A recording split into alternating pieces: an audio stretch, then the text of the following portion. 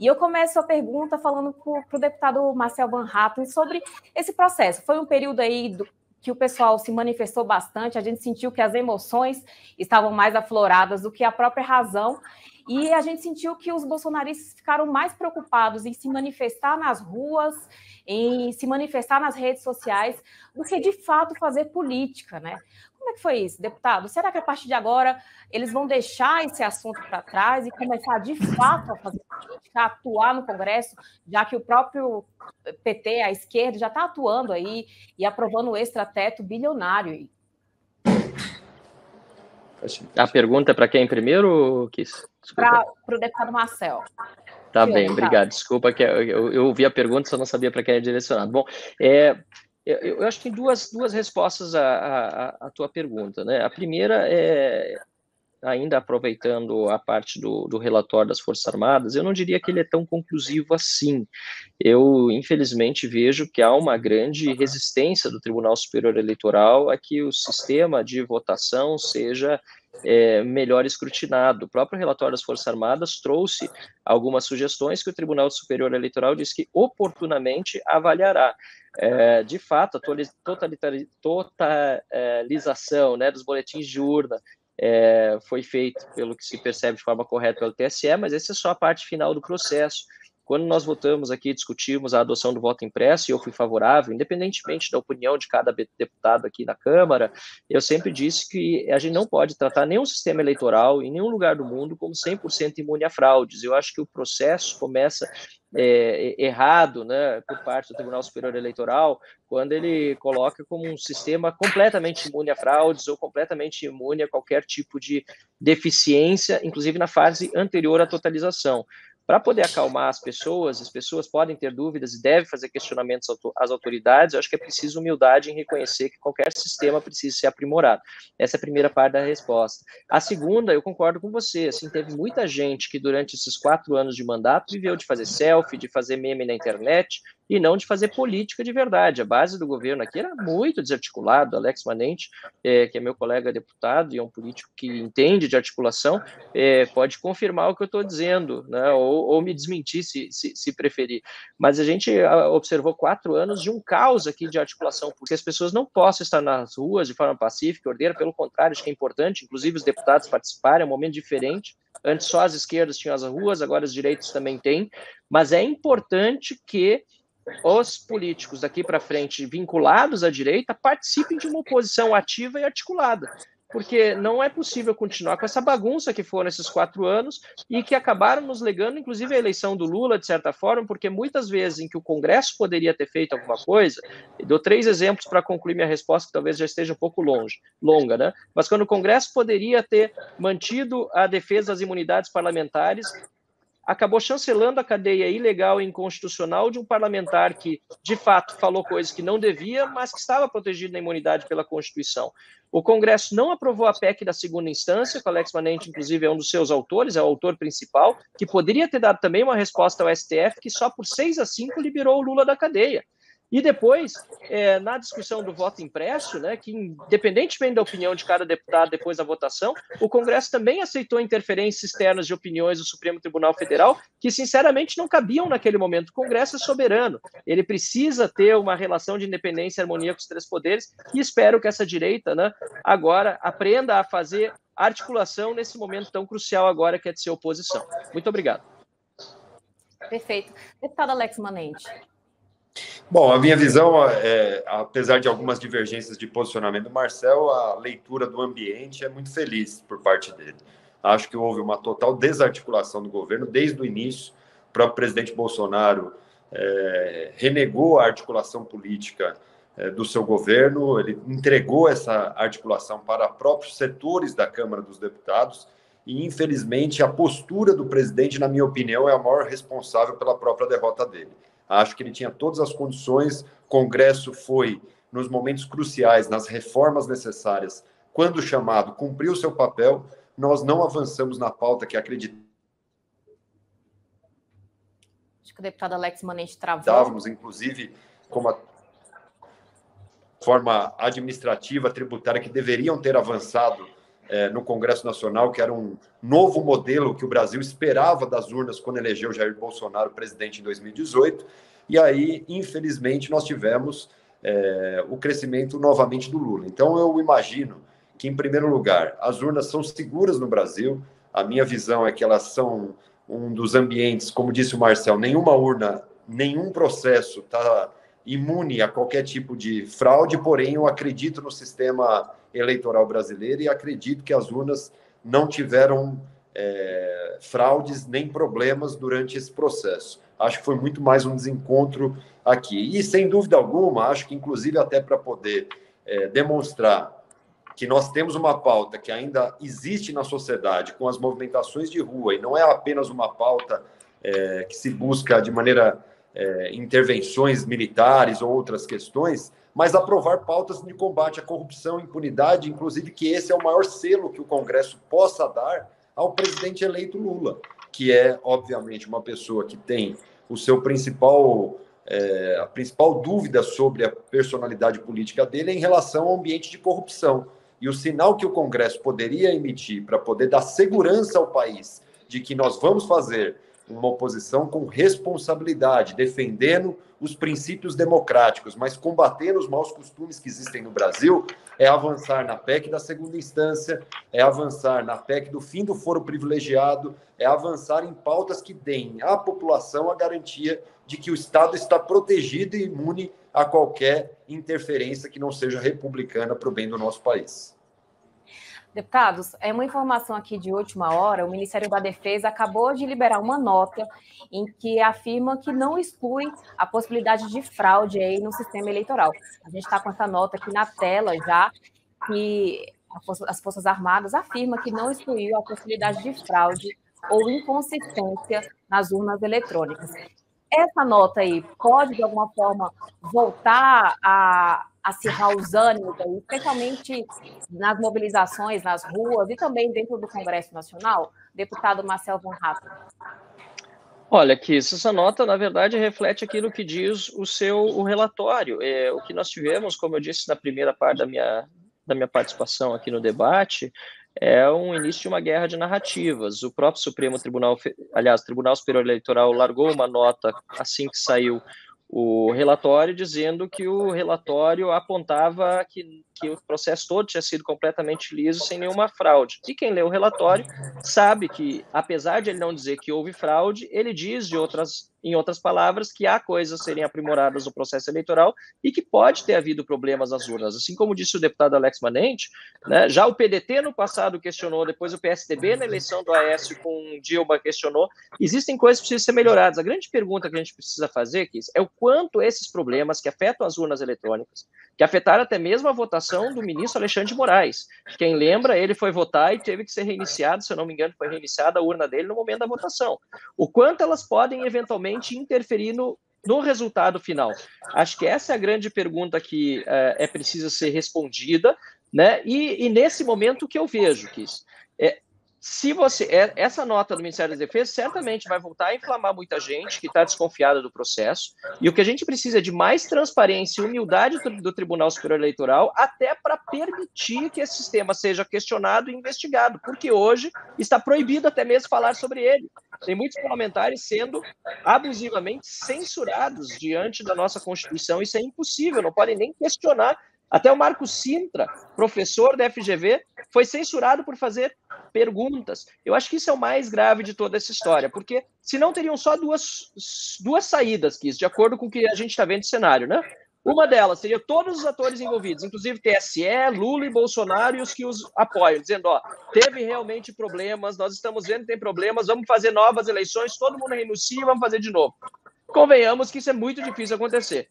E a segunda opção seria guerra civil, né? Não aceito o resultado da eleição, vou para a rua pedir intervenção militar, etc., o que é golpe nas instituições da democracia. Essas são as duas opções que estão postas. E a terceira qual é? É aceitar o resultado das eleições, mas tem que ser de uma forma prudente e humilde, inclusive, do TSE, para permitir que a gente escrutine bem esse processo, para que os problemas que estão sendo levantados há tantos anos possam ser corrigidos na eleição vindoura, na próxima, de 2024 já, que a gente não pode conviver com milhões de pessoas que estão representadas por tantas que hoje estão nas ruas, desconfiando do sistema eleitoral. Isso não é possível. O TSE pode calar e censurar quem quiser. Essa desconfiança, ainda mais com essa postura, acaba só aumentando. Essa pergunta que eu ia fazer justamente para o deputado Alex Manetta, aproveitando aí o gancho do deputado Marcel Van Hatten, essa postura aí de censurar os deputados e o pessoal aí nas redes sociais aumenta essa sensação aí de incerteza, de insegurança, de que tem algo aí por trás? Olha, são coisas, na minha opinião, distintas. Eu volto a dizer, eu confio no processo eleitoral brasileiro, acho que as urnas são seguras. O deputado Marcel é feliz em apontar que não há outro caminho de nós referendarmos esse resultado na sociedade brasileira e buscarmos aprimorar qualquer sistema, porque qualquer sistema é carente de aprimoramento a cada momento. Mas eu sou muito seguro, até porque já disputei eleições que ganhei, que perdi nesse mesmo sistema, e o próprio presidente Bolsonaro ganhou a eleição passada nesse sistema de urna eletrônica. Eu não acho que é capaz de mudar o resultado. O que eu acho é que o Brasil precisa debater o seu futuro, e acho que esse é o nosso papel. Nós não podemos mais ficar enxergando bolsonaristas ou lulistas, nós temos que enxergar brasileiros que querem ter expectativa de ter resultados efetivos da vida congressual e da vida do Poder Executivo brasileiro. Esse é o nosso papel. É um Brasil que precisa avançar nas reformas. Se nós ficarmos enviesando esse discurso, inclusive mobilizando setores da sociedade para debater apenas isso, o Brasil perde muito. É hora de avançar ao futuro, discutir os desafios, tem esse furo do teto de gastos que precisa ser avaliado, até porque foi uma promessa dos dois candidatos a presidente da República, que no calor da disputa, no embate que tiveram, de uma eleição extremamente dividida, acabaram se comprometendo com aquilo que não havia previsão orçamentária e que nós temos que dar uma resposta a isso, e acho que precisamos nos concentrar nesse tema, nesse momento, nesse período de transição, apoiar aquilo que for bom para o país e ter responsabilidade com as posturas que nós esperamos e retomar esse sentimento que está mobilizado através das questões da urna eletrônica, da falta de confiabilidade, na briga institucional e vocacionar todo esse sentimento para poder aprovar medidas que geram a segurança no nosso sistema, inclusive de combate à impunidade, que esse é o nosso mal. E aí gera toda essa cadeia de excesso do judiciário, excesso do legislativo, excesso do executivo, que nós precisamos cada vez mais amenizar para poder enxergar o país do futuro. Então, eu sempre digo que esse é o momento que nós não temos que enxergar bolsonaristas ou lulistas, nós temos que enxergar brasileiros que precisam de uma solução para melhorar e desenvolver a vida do nosso país para os próximos 4 anos. Perfeito. Deputado Marcel, voltando um pouco para o cenário do Congresso Nacional, nós sabemos hoje que a direita é a maioria do Congresso, do Parlamento, mas também a esquerda já deu indícios aí que não vai recuar. Eles têm atuado, inclusive estão atuando avidamente agora na questão da PEC de transição. Como é que o Congresso vai se comportar a partir de agora? Cerca de 1/3 aí dos parlamentares da direita já manifestaram apoio aí ao presidente eleito. Como é que você avalia que vai ser o Congresso a partir de agora? A grande pergunta que fica é qual é o Congresso que vai assumir. Se é um Congresso realmente de maioria de direita, como foi revelado pelas urnas. Muitos candidatos se apoiaram no bolsonarismo para se eleger, inclusive fizeram excelentes votações. E tantas pessoas que poderiam ter sido reeleitas, que fizeram excelente trabalho, acabaram sendo vítimas desse processo de polarização, em que você ou estava com Lula ou com Bolsonaro. Nós mesmos do Novo tivemos essa grande dificuldade, e outros partidos que reduziram suas bancadas. E a grande pergunta é se essas pessoas todas, que seja de uma forma sincera ou oportunista, se elegeram na esteira da polarização, se elas vão manter os seus princípios ou se vão manter as suas defesas. Eu até tendo a discordar, não quero ser pessimista, mas discordar da teoria de que nós temos um Congresso de maioria de direita. Acho que é um Congresso de maioria fisiológica, como sempre foi.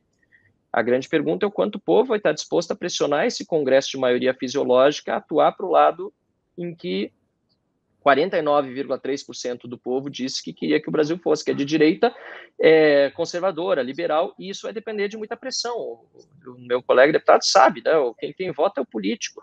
Eu acho que o lugar correto para manifestações é justamente diante do Congresso Nacional, diante da Câmara e do Senado, nas redes sociais pressionando os deputados e senadores para votarem, como ele disse, né, o fim do foro, a aprovação da PEC da volta da prisão após condenação em segunda instância, e agora também contra essa PEC que eu não chamo nem de transição, eu chamo de PEC argentina. Né? Por quê?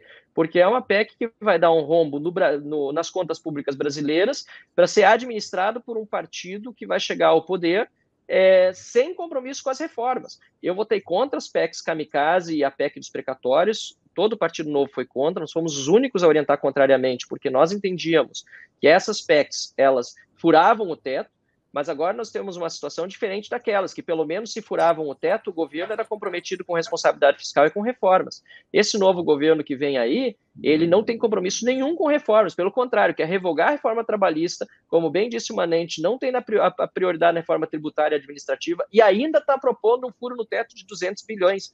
É tragédia anunciada. Para mim, essa PEC deveria se chamar PEC Argentina. Deputado Alex Manente. Olha, a minha visão ela é parecida com a do Marcel, com uma diferença. Eu acho que, inclusive, com a responsabilidade que nós temos de uma PEC como essa, que será conduzida pelo Congresso ainda vigente e não a próxima legislatura, a nossa obrigação é utilizar esse Congresso que, na sua maioria, apoiou o governo nessa reta final, esteve junto com o governo e exigir a obrigatoriedade de debatermos as reformas que o Brasil precisa, como foi dito.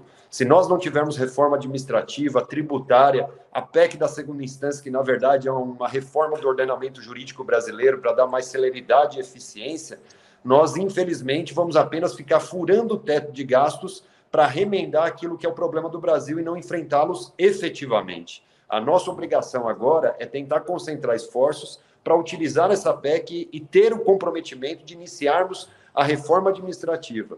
Eu acho que o governo Bolsonaro, como eu disse, teve uma oportunidade ímpar que não soube aproveitar durante esses 4 anos. O Congresso era reformista.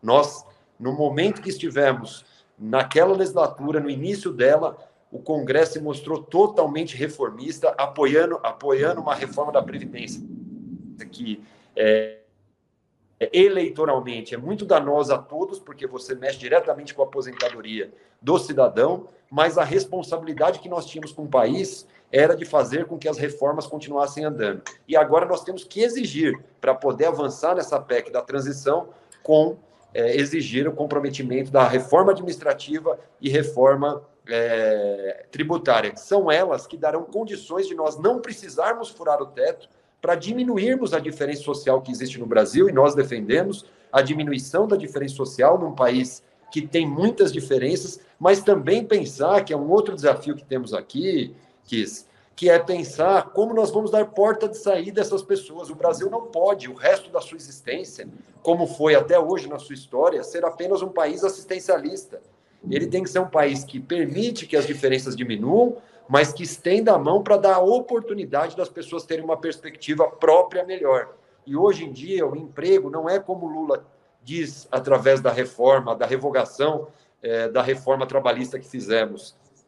O emprego do futuro é diferente do emprego do passado. E é ele que nós temos que nos dedicar para poder gerar o desenvolvimento no Brasil. Será através do empreendedorismo, será através da tecnologia, será um emprego da capacidade e talento individual de cada um que o Estado tem que potencializar. Esse é o papel do Estado, é isso que nós acreditamos.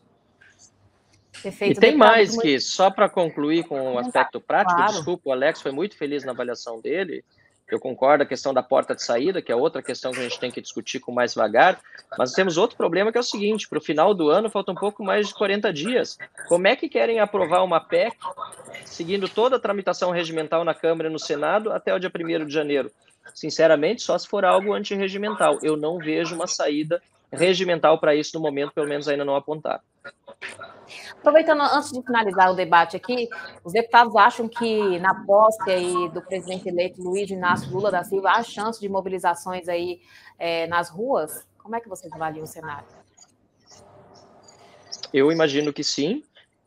e obviamente para os dois lados, como aconteceu nas posses passadas também, né? Sempre tem manifestações. Eu não acho ruim que haja, pelo contrário, acho importante que tenhamos manifestações sempre pacíficas, ordeiras, respeitadoras da lei, sem trancar ruas, com a devida antecipação na informação onde as pessoas vão estar. Eu acho super saudável. Aliás, o Brasil não estava acostumado, como eu disse antes, com manifestações de esquerda e de direita, tinha só de esquerda. Agora tem as duas. Eu acho que a gente só cresce politicamente com isso.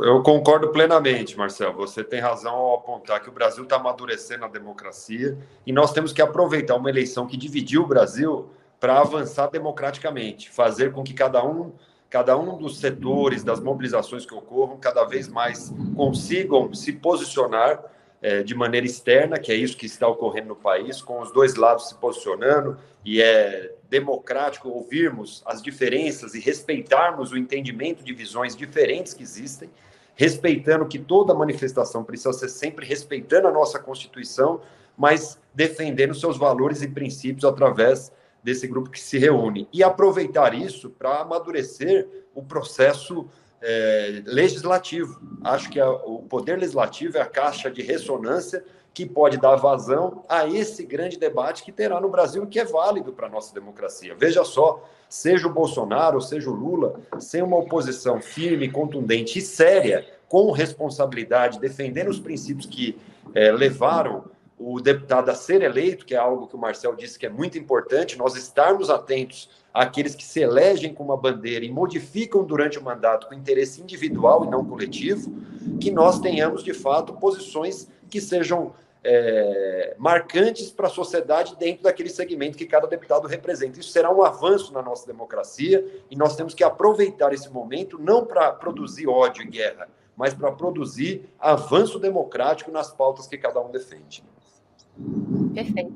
Deputados, muitíssimo obrigada pela disponibilidade de tempo. Eu sei que os senhores estão com voo aí já agendado, já próximo, né? Então, agradeço muito a participação dos senhores, pelo tempo de vir aqui, e as portas do Made in Brasil estão abertas, caso queiram comentar com a gente por algum tempo. Muitíssimo obrigado. Muito obrigado, Guiz. Obrigado, Marcelo. A chuva está chegando. Vamos pegar a chuva chegando. No voo, Marcelo. Vamos. Um pouco de turbulência no ar, não só na terra. Um abraço, pessoal.